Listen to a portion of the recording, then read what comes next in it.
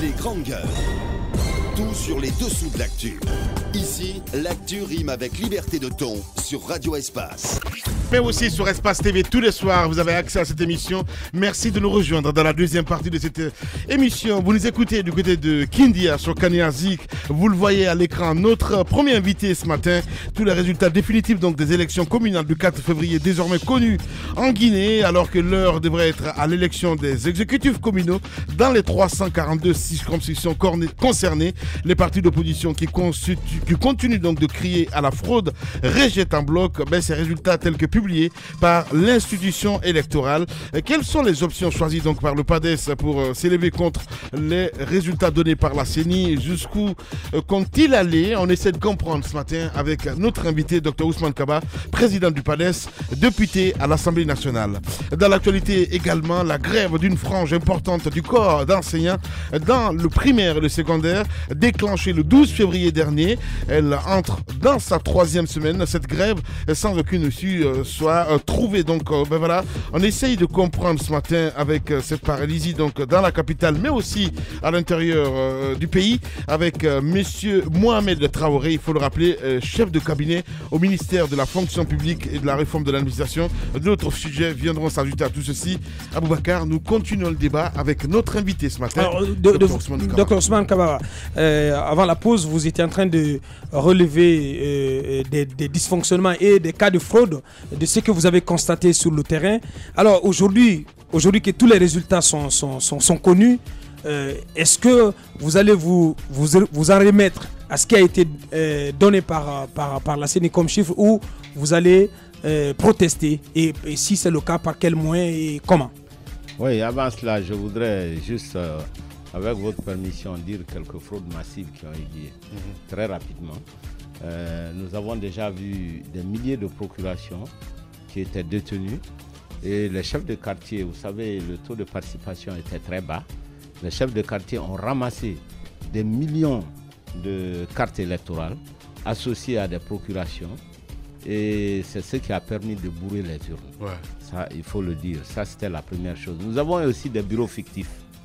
À Kankan, nous avons vu des bureaux de Nafadji, Baté Nafadji, qui se trouve à près de 30 km de Kankan. C'est extraordinaire. Nous avons vu aussi l'acharnement de l'administration territoriale, les préfets, les sous-préfets. Alors, je vais vous raconter l'histoire d'un sous-préfet en 2 mots. Il s'appelle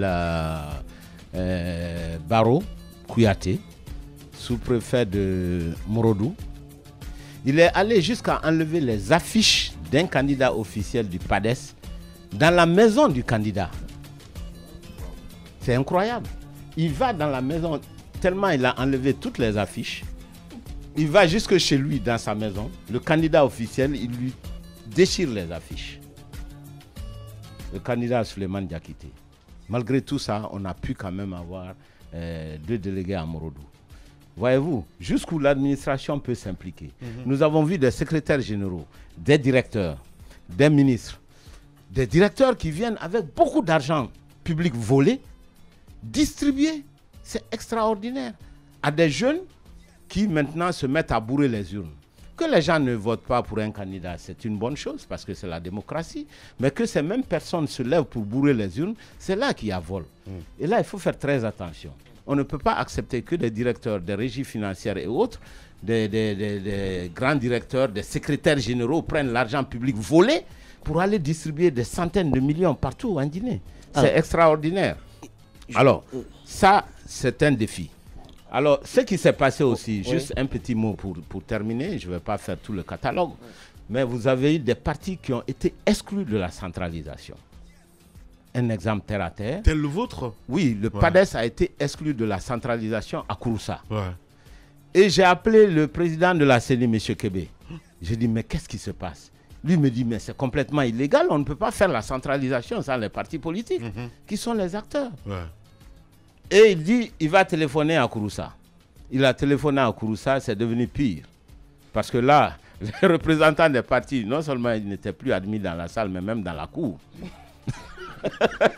Donc c'est pour vous dire. Alors moi je dis ceci, c'est la plaisanterie, c'est pas une élection. Parce qu'à partir du moment où l'ampleur des fraudes est telle que les résultats ne reflètent plus la volonté des citoyens, ce n'est vraiment pas une élection. Ouais. Et on a voulu, en ce qui concerne Cancan, qui semble-t-il est le fief d'un parti politique, exclure tous les autres, humilier les autres partis, les décrédibiliser pour dire que ces partis ne représentent rien, ce qui est archi faux.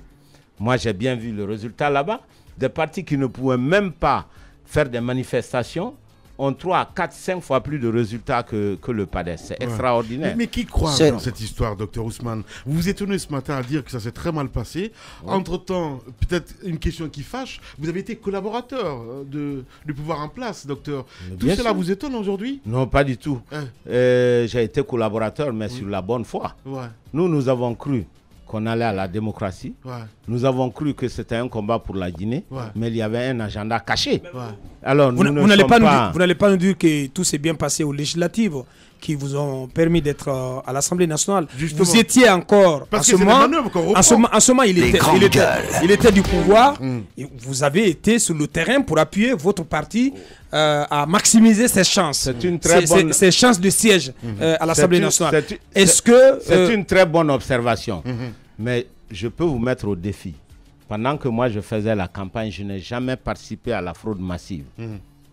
Jamais. Vous savez que c'est des pratiques. Jamais. Vous savez que des pratiques comme ça existaient, docteur. Non, mais pas de cette façon. Pas la fraude massive, mais il a dit pas du tout. Non, même je n'ai jamais à aucun moment vous n'avez agi dans le sens à favoriser votre camp, votre parti. Je vous dis lors des législatives. Moi je suis un homme loyal.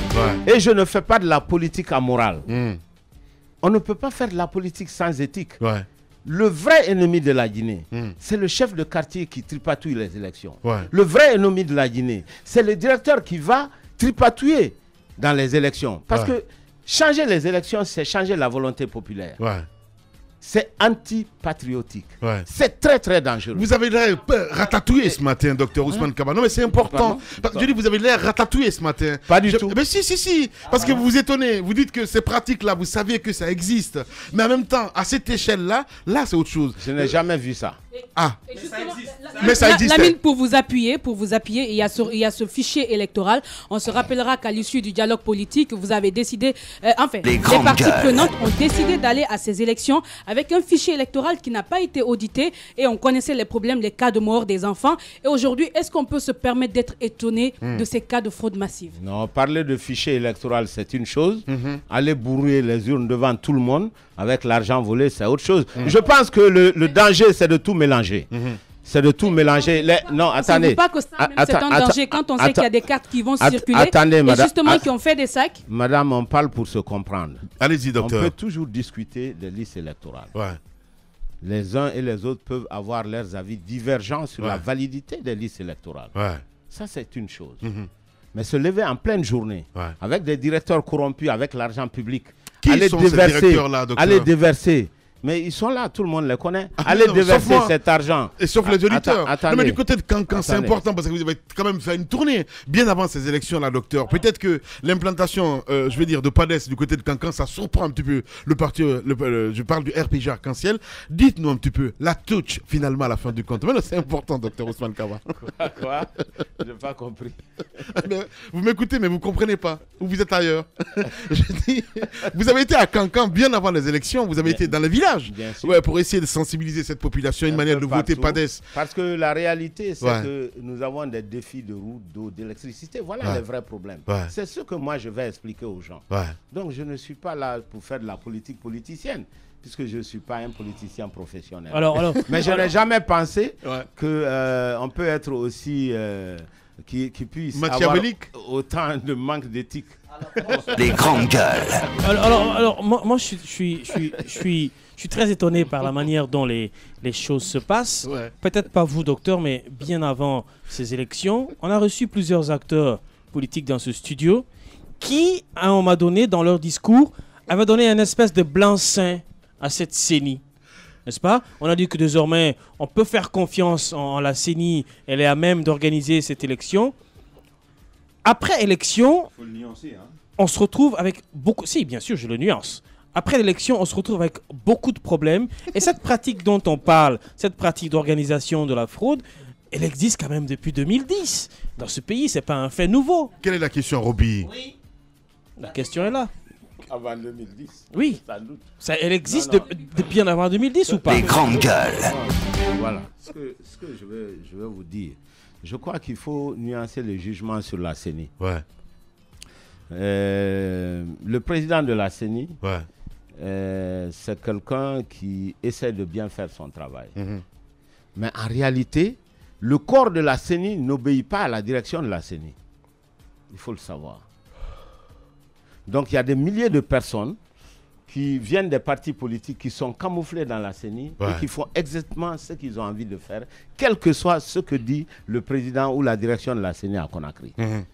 Donc, c'est un problème global. C'est un problème qui est plus grand que la CENI. En réalité, c'est un problème d'organisation politique, d'éthique, de morale en Guinée. Est-ce qu'on va continuer à pervertir les responsables guinéens? Alors, voilà. La question que je pose, il y a deux questions. D'abord, par rapport à ce qui se passe, c'est parce qu'il y a toute cette constellation de fraudes enregistrées que des partis politiques ont décidé aujourd'hui d'observer une journée ville morte.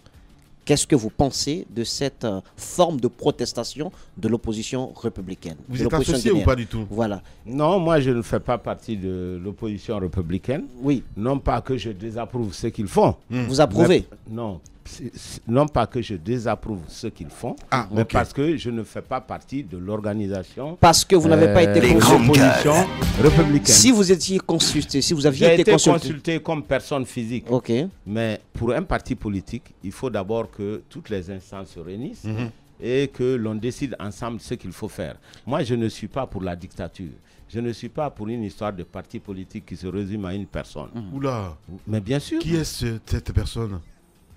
Non, c'est ce que je veux dire. Le problème n'est pas que je sois au courant. Ah mais non, docteur. C'est ce que je veux dire. Le problème est qu'il n'y a pas eu consultation. Il aurait fallu les grandes gueules pour voir s'il faut être avec l'opposition républicaine ou pas. Alors, ma deuxième question... C'est quelque chose qu'on va voir dans les mois à venir. Ma deuxième question, c'est au sujet de ce qui avait été dit avant les élections du PADES.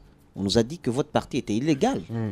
Que vous n'étiez pas du tout un parti répondant à toutes les normes. Bon, alors, mais on vous a laissé participer aux élections. Qu'est-ce qui s'est passé? Non, d'abord, il faut savoir que nous sommes partis comme coalition.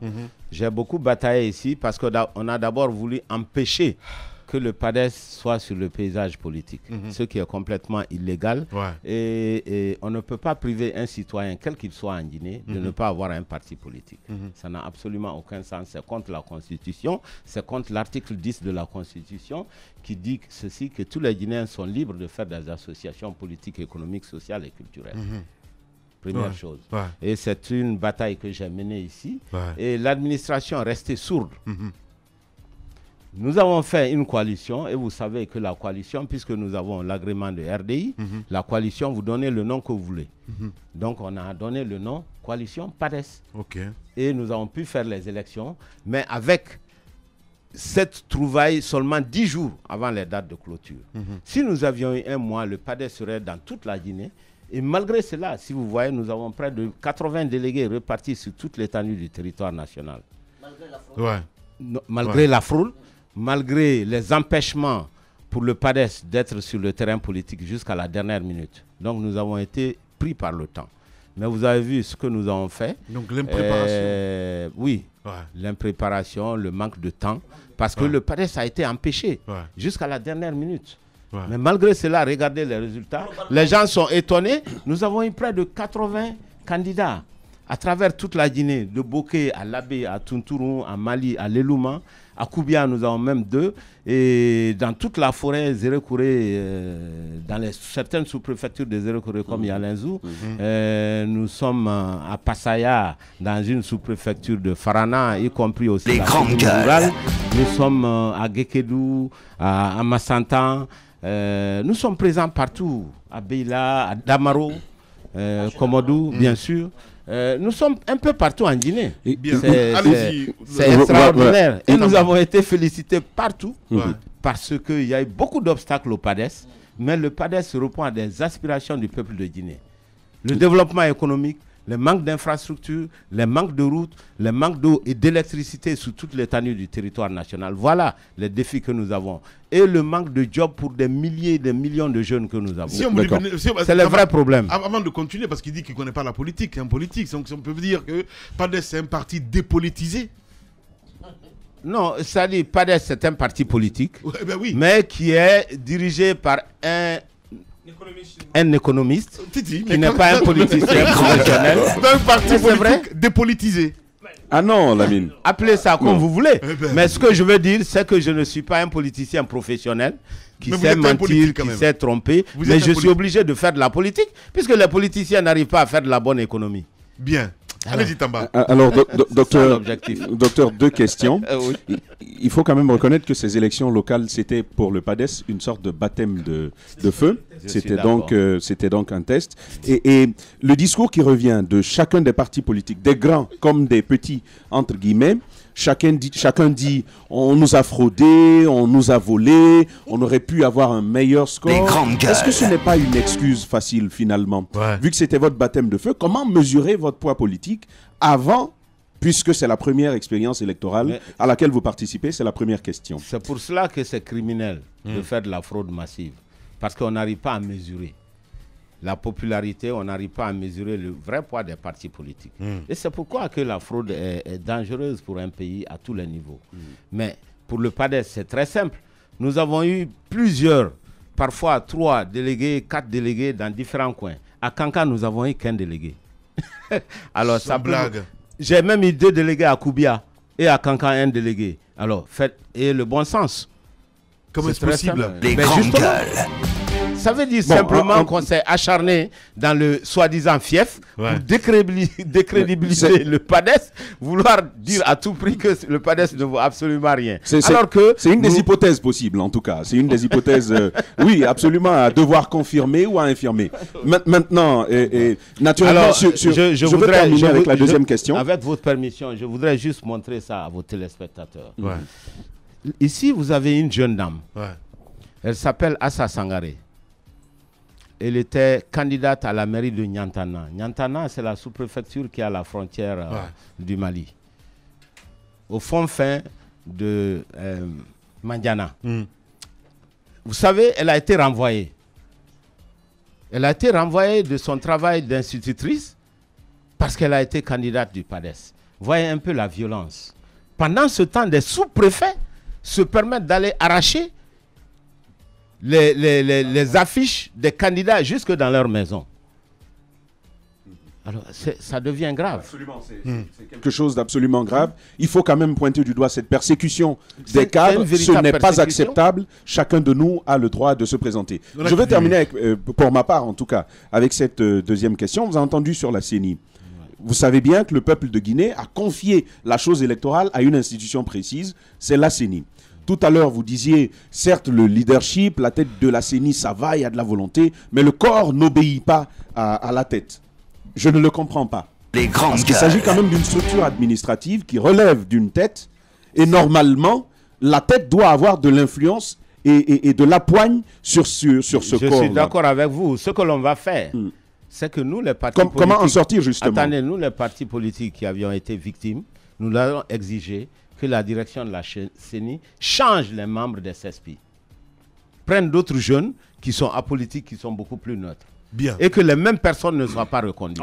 Ça fera partie des discussions, justement. Voilà, docteur Ousmane Kaba, notre invité ce matin chez les GG. Roby. Alors, comment allez-vous réussir à prouver que les nouveaux recrues seront apolitiques? Ça c'est ma première question. Ma deuxième question, c'est celle de Moussa que je vais reprendre, à laquelle vous n'avez pas répondu. C'est vrai que vous dites ne pas être contre la démarche de l'opposition républicaine dans sa méthode de réclamation, mais la vôtre, ce sera quoi? Attendez, d'abord la première question. La première, c'est comment allez-vous prouver que les nouveaux recrues sont apolitiques? Mais on n'a pas à les prouver, au moins on sait que les anciens sont politiques, il faut les enlever. Donc, au moins nous sommes certains d'une chose, c'est que ceux qui étaient là ne sont pas des bonnes personnes. Il faut les enlever. Cela ne signifie pas... L'argent peut tout changer. Non, cela ne signifie pas que ceux qui viendront seront de très bonnes personnes. Mais au moins, tentons le coup. Voilà. Ça, c'est la première question. La deuxième question, vous disiez... Au sujet de la manifestation de l'opposition. Vous dites ne pas être contre la méthode de réclamation de l'opposition. Mais parce que vous savez, les partis politiques... Je vais vous dire, les partis politiques ont très peu de recours.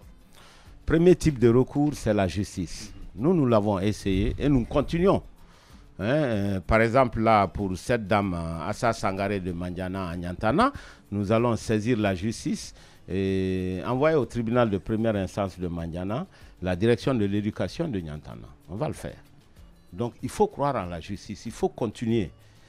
À Kankan et autres, nous avons, et dans beaucoup d'autres villes, nous avons fait des recours. Parfois, les juges étaient de mauvaise foi parce qu'ils ont dit que le délai est arrivé alors que ce n'était pas vrai. Il fallait le faire dans les 48 heures et nous l'avons fait. Donc, il y a beaucoup de mauvaise foi. Mais cela ne signifie pas qu'il faut renoncer à la justice. Dans la justice guinéenne, il n'y a pas que des gens corrompus. Essayons de persister et nous arriverons au bout de nos peines. Justement, ça arrivera. Justement. Donc, il faut toujours continuer d'essayer. Ça, c'est une première voie. La seconde voie, c'est les manifestations pour les partis politiques. C'est reconnu par la Constitution. Il faut le faire. Mais il ne faut pas être violent. Et on ne peut pas dénier à un parti politique. Ça, c'est le pari impossible. Attendez. On ne peut pas dénier à un parti politique le droit de manifester, qui est reconnu par la Constitution. Voilà. Ça veut dire qu'il n'est pas exclu que le PADES aussi s'associe.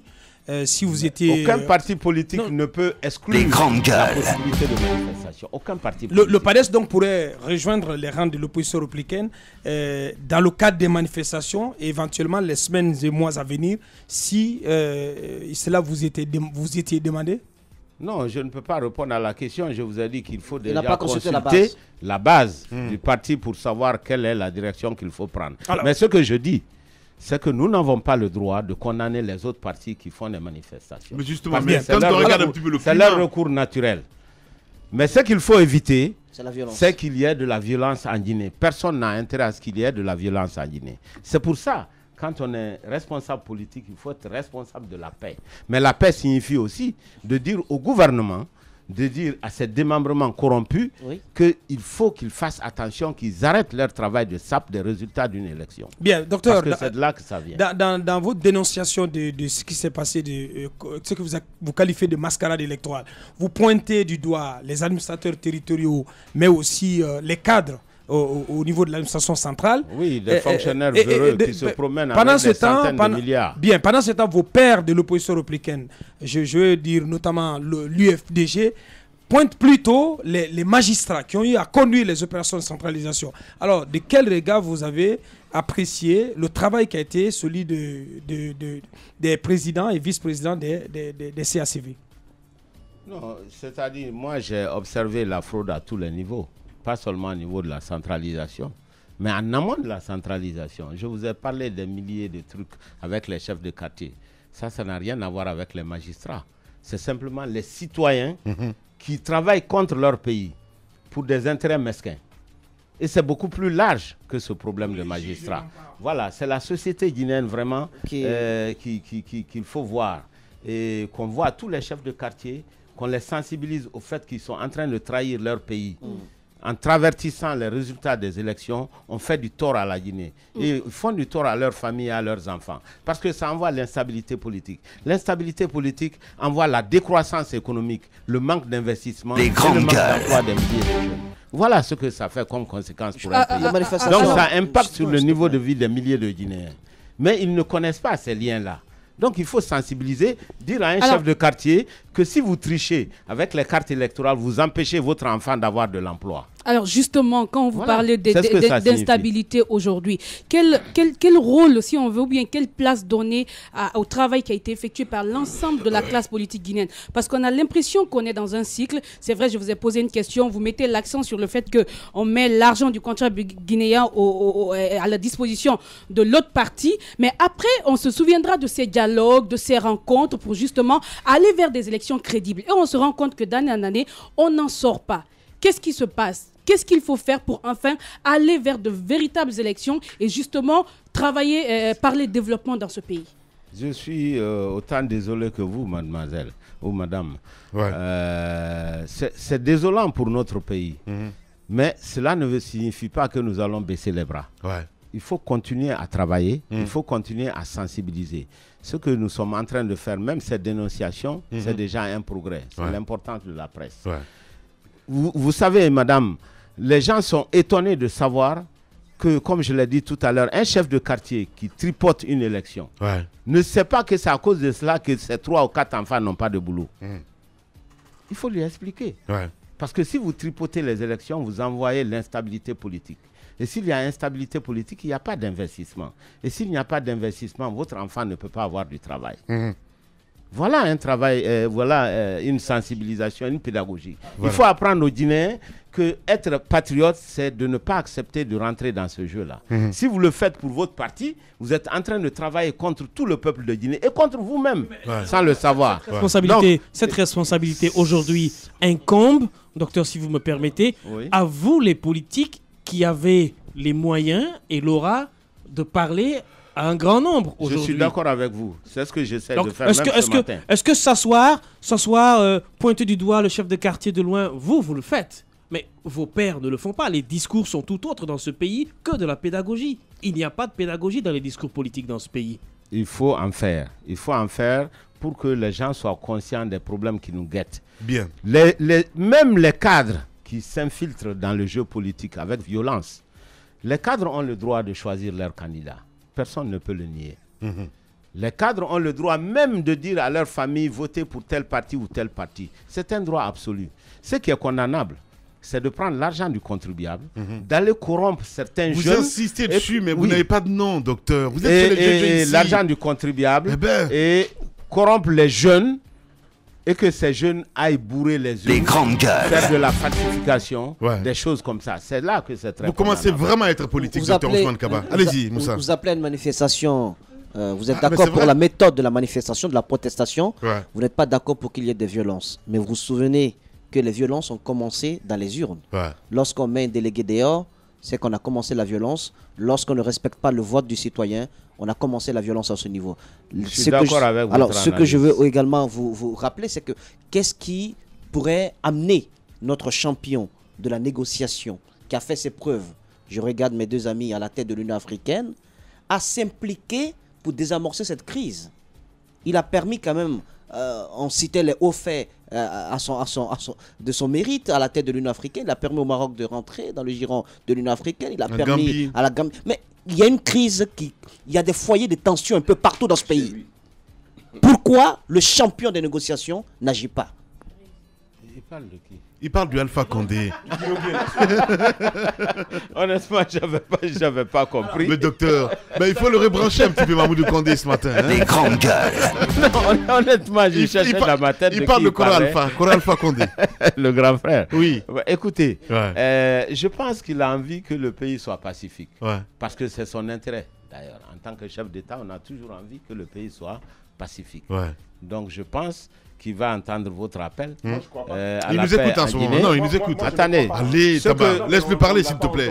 S'il te plaît, allez-y, docteur. S'il te plaît, on va le laisser parler d'abord, l'invité.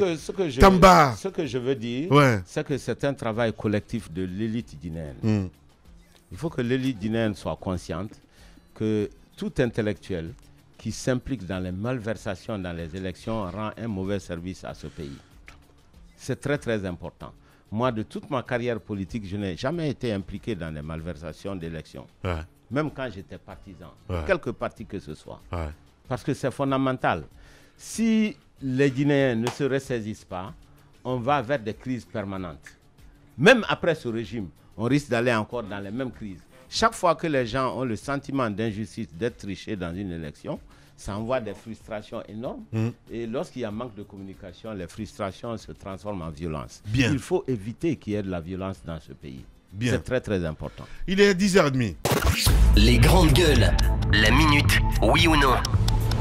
Un feu roulant de questions avec une seule réponse possible. Oui ou non. Langue de bois, s'abstenir. Langue de bois, s'abstenir. Il en a un peu l'air ce matin, dis donc. Voilà, docteur Ousmane Kaba, notre invité ce matin, mon cher Tamba. Alors oui ou non, au regard des résultats sortis des urnes, donc de ces élections locales, on peut dire que le PADES paye pour s'être éloigné du RPG Arc-en-Ciel, oui ou non? Non, le PADES ne s'est pas éloigné. Le PADES est né en dehors du RPG Arc-en-Ciel lorsque nous avons été expulsés de ce parti. Du leader leader du PADES. Oui ou non, malgré toute la grande fraude, oui ou non, malgré toute la grande fraude que vous dénoncez, le PADES qui s'en sort avec plus de 80 sièges à l'échelle de tout le pays, oui ou non, vous n'avez pas à rougir de votre score? Oui ou non? C'est votre premier test. Oui, nous n'avons pas du tout à rougir. Il y a eu beaucoup de succès du PADES malgré les entraves. Voilà. Allez-y, Mafoudia, oui ou non? Alors, oui ou non, la situation actuelle n'est que le résultat, si on veut, de la mauvaise foi de l'ensemble de la classe politique guinéenne. Oui ou non? L'ensemble de la classe politique guinéenne, y compris vous? Non. Non. Allez-y, non, parce qu'il faut dire que les responsables, c'est toujours ceux qui gouvernent. Le premier responsable dans un pays, c'est ceux qui gouvernent. Ouais. Éviter en Guinée de rendre tout le monde responsable.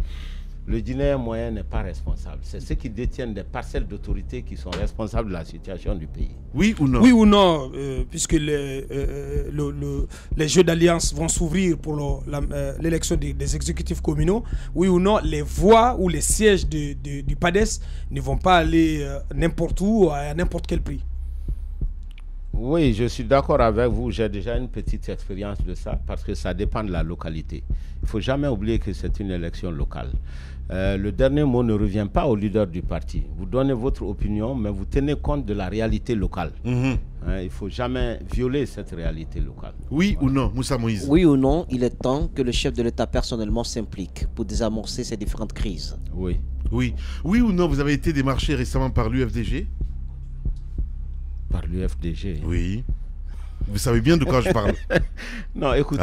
Allez, le docteur. Non, oui ou non? Je dirais oui. Voilà. Parce que simplement, c'est des amis. Ouais. Je connais Selou depuis très longtemps, nous sommes des amis. Je connais le président Sidia depuis très longtemps, nous sommes des amis. Je connais Kassori, je connais un peu tout le monde. Ouais, donc quand les gens vous parlent, cela ne signifie pas. Sauf que même pour cette manifestation, je veux dire, cette marche ou cette ville morte de l'opposition républicaine, Selou vous a fait appel et vous avez dit que vous étiez occupé. Non, il a aussi... Non, j'ai dit que je n'ai pas consulté ma base. Je ne reviens pas là-dessus. Mais vous avez dit également que vous faites sienne toute proposition parce qu'il faut bien que les gens trouvent des solutions. Bien. Mais en même temps, eux vont se mouiller et vous attendez de consulter votre base. C'est eux qui vont rester à la maison, c'est eux qui ont appelé à cela. Vous allez bénéficier de retombées s'il y a... D'abord, il n'y a pas de se mouiller, on reste à la maison. Oui, mais si on se mouille à la maison. Alors, docteur, je vais vous remettre la casquette d'économiste en retirant celle que les autres ont mis. Alors aujourd'hui, est-ce que notre économie, oui ou non, nous permet de payer les enseignants à 8 millions, selon vous? 8 millions? Oui. Non. Non, c'est pas possible. C'est pas possible? Non. Voilà. Docteur, on nous regarde du côté... allez-y. Dernier oui ou non, à certains endroits... Il ne faut pas prendre les 8 millions. Je pense que c'est ce qu'on appelle bargaining position. C'est-à-dire c'est une position pour entamer des discussions. Ce qu'il faut faire, c'est discuter. Justement. Il ne faut pas couper le... Oui ou non, à certains endroits, dans les localités où vous avez eu quelques délégués, oui ou non, à certains endroits, on peut s'attendre à des alliances entre vous, votre parti et le RPG Arc-en-Ciel. Ou il est totalement hors de question. Non, ce n'est pas mon parti qui va s'allier. J'ai dit tout de suite qu'il faut voir la réalité locale. Donc c'est possible. Bien sûr que c'est possible avec le RPG, c'est possible avec le FDG, c'est possible avec l'UFR. Voilà. Moi, je n'ai pas de haine, en politique. Alors, c'est bien. La toute dernière, oui ou non, 50 milliards supplémentaires sur la note salariale pour les enseignants, c'est jouable par an par l'État guinéen? Écoutez, je ne peux pas vous répondre de bout en bout. Vous savez, il faut que je m'asseye pour calculer l'impact financier. Non seulement l'impact financier maintenant, mais l'impact financier dans les années à venir. Et la soutenabilité dans le budget, c'est-à-dire la possibilité. Ça, c'est une chose. Deuxième chose, il faut voir la hiérarchie des salaires. Il ne faut jamais prendre les catégories en elles seules. Il faut voir l'ensemble des Guinéens qui émargent sur le budget de l'État. Bien. Sinon, vous allez créer des problèmes. Vous savez, moi, je suis un entrepreneur, je connais ça très bien. Lorsqu'un agent me demande une augmentation, je dis oui, mais attendez que je fasse une étude d'ensemble pour voir si vous, on ne va pas plus vous payer que votre supérieur, que celui qui a un diplôme plus élevé. Donc, il faut toujours voir l'harmonisation de l'ensemble de la grille salariale de la fonction publique. Mais ceci dit, moi je suis enseignant. J'ai pris la craie pendant près de 30 ans. Donc je connais bien ce métier et je sais que c'est des hommes et des femmes qui méritent respect et considération dans notre société. Le respect et la considération ne se limitent pas seulement à l'histoire d'argent. Il y a beaucoup d'autres facteurs. Merci beaucoup, docteur, d'être passé chez les GG. Je vous en prie. Voilà. Les grandes gueules continuent sur Radio Espace. Véritable success story de la radio Espace Guinée, les grandes gueules, détentrices des meilleurs scores radio en Guinée, de la meilleure émission talk show, a donné le créneau horaire du départ au bureau et du retour à la maison, récoltant depuis des années consécutives le titre d'émission la plus écoutée en Guinée, toutes catégories confondues. Un grand total de plus de 5 millions d'auditeurs ont été fidèles au talk show Les GG, diffusé jour après jour sur toutes les stations du réseau Adafo Média de 9h à 10h30, un exploit qui restera longtemps dans les annales de la bande FM en Guinée.